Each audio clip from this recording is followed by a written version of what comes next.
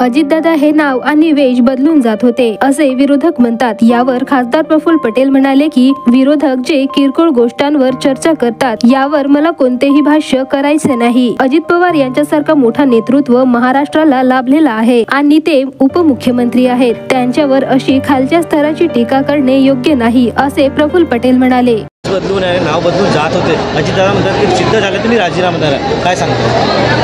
मला असा किरकोळ फालतूच्या गोष्टी जे विरोधक चर्चा करतात त्याच्यावर काही भाष्य करायचं नाही आहे। अजित पवार एक मोठा नेतृत्व महाराष्ट्राला लाभलेला आहे, राज्याचे उपमुख्यमंत्री आहे आणि त्याच्यावर अशी खालच्या स्तराची काही चर्चा करून टीका करणं हे काही योग्य नाही। येणाऱ्या विधानसभा निवडणुकीकरिता महायुतीने आपली पक्षबांधणीला सुरुवात केलेली असता यंदा विधानसभेच्या निवडणुकीत महायुती आपल्या कार्यशील उमेदवार उतरविण्याच्या तयारीत असताना नेमकं कोण असतात याची चर्चा न झाल्याने खासदार प्रफुल्ल पटेल यांनी सांगितले त्यांच्या बरोबरच महायुती असल्याने येणाऱ्या विधानसभेत तिन्ही पक्ष सोबत लढणार असल्याचे खासदार प्रफुल्ल पटेल यांनी माध्यमांशी बोलताना सांगितले।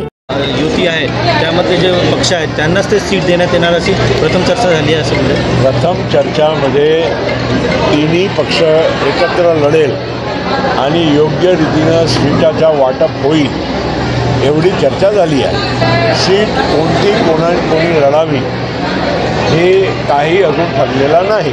शरद पवार हे माझे नेते तेव्हाही होते आणि आजही आहेत। पक्ष म्हणून आम्ही अजितदादांसोबत काम करत आहोत।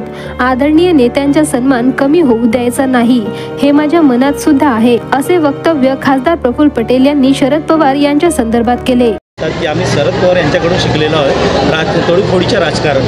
अरे प्रफुल्ल पटेल पण शरद पवारांच्याकडून शिकलेला आहे। माझे नेते तेव्हाही होते, नेते आहे, आजही आहे। पक्ष म्हणून आम्ही अजितदादाच्या बरोबर काम करत आहोत। एक आदरणीय नेत्याच्याबद्दल काही सन्मान त्यांचा कमी होऊ द्यायचा नाही हे माझ्या मनामध्ये पण इच्छा आहे। विधानसभा निवडणुकीच्या पार्श्वभूमीवर सर्व पक्षांनी मोर्चे बांधणीला सुरुवात केली असता कोणत्या पक्षातील कोणत्या उमेदवाराला तिकीट मिळेल याकरिता जनसामान्यांमध्ये चर्चा आहे आणि उत्साहही आहे। मात्र कार्यकर्त्यांची चर्चा करू, उमेदवारी करिता सर्वे करू आणि नंतरच आम्ही उमेदवार ठरवू असे खासदार प्रफुल्ल पटेल म्हणाले। यावरून निश्चित अजित पवार राष्ट्रवादी गटाकडून दमदार उमेदवार रिंगणात उभा राहणार असे चित्र दिसून येत आहे। मात्र सध्या तरी उमेदवार कोणता आहे निश्चित न झाल्याचे खासदार प्रफुल्ल पटेल म्हणाले। असं आहे, अजून जो चर्चा झाली नाही त्याच्यावर मी भाष्य करणार नाही। एवढंच ठरलेलं आहे की तिन्ही पक्षांनी एकत्र या निवडणुकीत सामोरं जायचं आहे। सीट वाटप जे होईल ते योग्य पद्धतीनं सन्मानजनक होईल आणि सीट जेव्हा फायनल करत असताना काही सर्वे पण आधार आम्ही घेणार, कार्यकर्त्यांचं पण ऐकणार आणि मग आम्ही फायनल करणार की कोणती जागा आणि कोणता उमेदवार लढणार। विरोधकांनी केलेल्या टीकेवर खासदार प्रफुल्ल पटेल यांना विचारणा केली असता त्यांनी महाराष्ट्राच्या सर्व नेत्यांना विनंती केली आहे, महाराष्ट्राचा स्तर खाली आणू नका, सर्वांचा सन्मान करा। खासदार प्रफुल्ल पटेल यांनी महाराष्ट्रातील सर्व नेत्यांना विनंती करत राजकारणाला खालच्या पातळीवर आणू नका असे म्हणत आपण राजकारणामध्ये महाराष्ट्राचा उच्च स्तर खाली आणू नका आणि सर्वांचा सन्मान करायला शिका अशी शिकवण खासदार प्रफुल्ल पटेल यांनी सर्व नेत्यांना दिलेली आहे।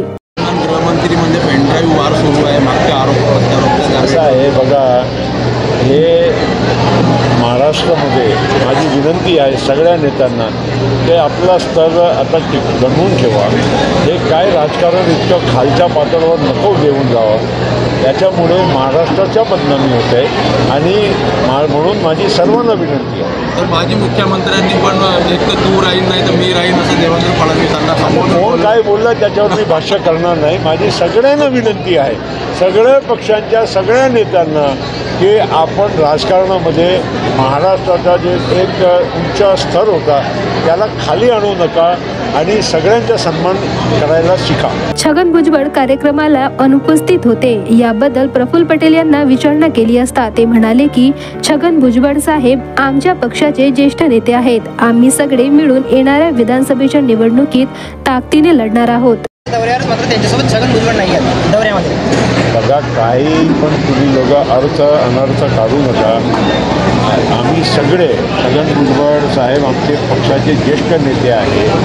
छगन भुजबळ साहेब असो अजितदादा आम्ही सगळे लोक मिळून या पुढच्या विधानसभेच्या निवडणुकी ताकदीनं लढणार आहोत.